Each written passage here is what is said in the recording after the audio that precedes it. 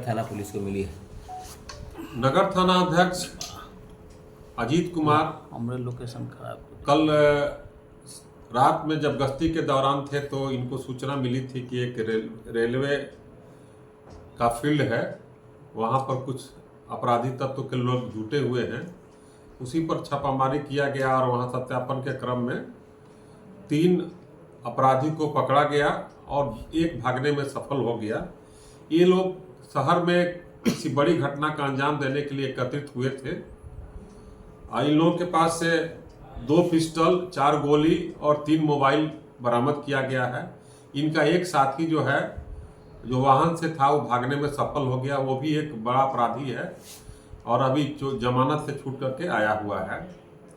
इन लोगों की गिरफ्तारी के पश्चात दिनांक 9/3/26 को एक बहादुरपुर वार्ड में बाबुल इंटरप्राइज में लूट की घटना दिन में ही घटी थी और उसमें 3 अपराध कर्मी जो है घटना कारित किए थे। उसका सीसीटीवी फुटेज भी सार्वजनिक हुआ था। यही तीनों अपराधी उस लूट की घटना का अंजाम दिए थे। सीसीटीवी फुटेज से भी और तकनीकी साक्ष्य से भी इसकी पुष्टि हुई है।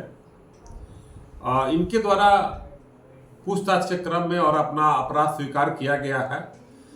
इसमें से जो है जितेंद्र कुमार, जो जितवारपुर चौथ मुसरी मुफस्सिल थाना के रहने वाले हैं, और मोहम्मद दानिश आजाद जो है, ये मंसूर चक बेगूसराय के रहने वाले हैं।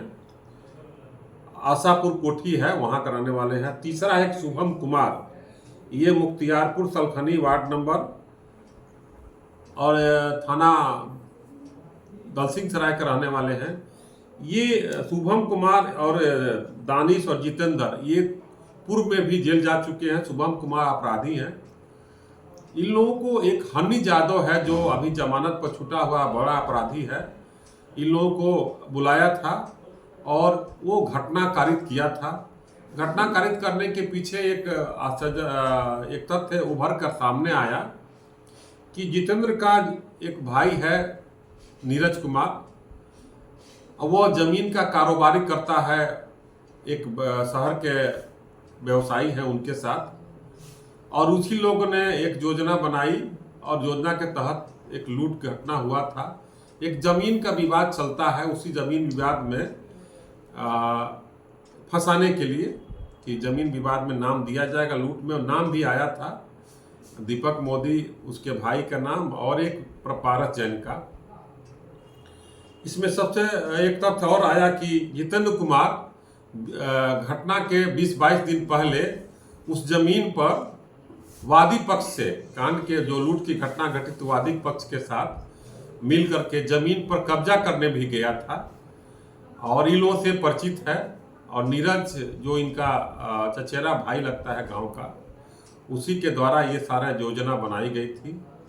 और अब इन लोगों को पुलिस के रिमांड पर लेकर के आगे का अनुसंधान किया जाएगा और उस लूट की घटना में अन्य जो भी शामिल होंगे उनके विरुद्ध भी साक्ष्य संकलित कर करके उस पर कार्रवाई किया जाएगा।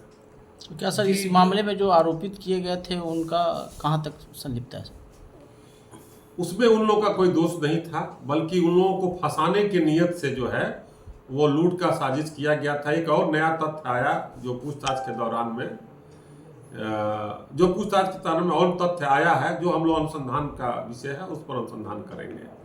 लोगों से इसमें वही जमीन का जो विवाद है, उसमें मेन है जो नीरज है, जो अरुण सराफ के साथ जमीन का कारोबार करते हैं, जो अपराधी लोग बताए हैं। और ये जो लूट करने वाले थे जितेंद्र, उसका वो चचेरा भाई लगता है। तो ये तकनीकी साक्ष्य से भी पुष्टि हुई है और हम लोग गहराई से अनुसंधान कर रहे हैं।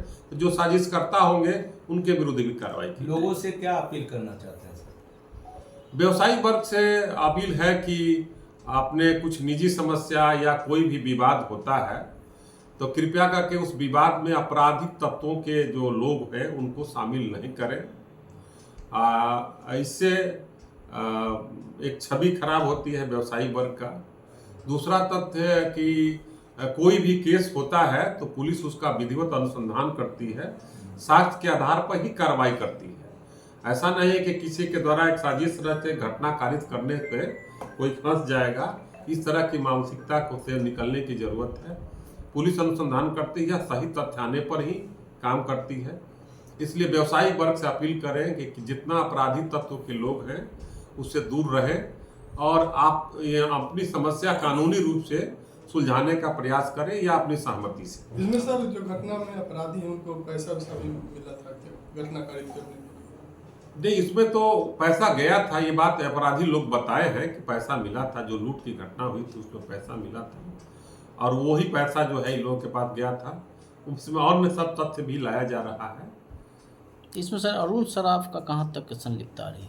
वो जो जब विवादित जमीन है उन्होंने विक्रय किया था, जो जिसके यहाँ लूट हुआ था उसके यहाँ विक्रय किया था और उससे नीरज जो है उससे जुड़ा हुआ है। नीरज का जो है इसमें सॉलिड एविडेंस आया, तो पुख्ता साक्ष्य मिला है, वही मेन षड्यंत्रकारी। तो जिनके यहाँ लूट हुई है उनकी भी साजिश की बू आ रही है इस क्या? बिंदु पर हम लोग अनुसंधान करेंगे और जो सीसीटीवी फुटेज मिला था और जो तकनीकी साक्ष्य जब आ जाता है तो उसके बाद ही आगे कार्रवाई की जाएगी।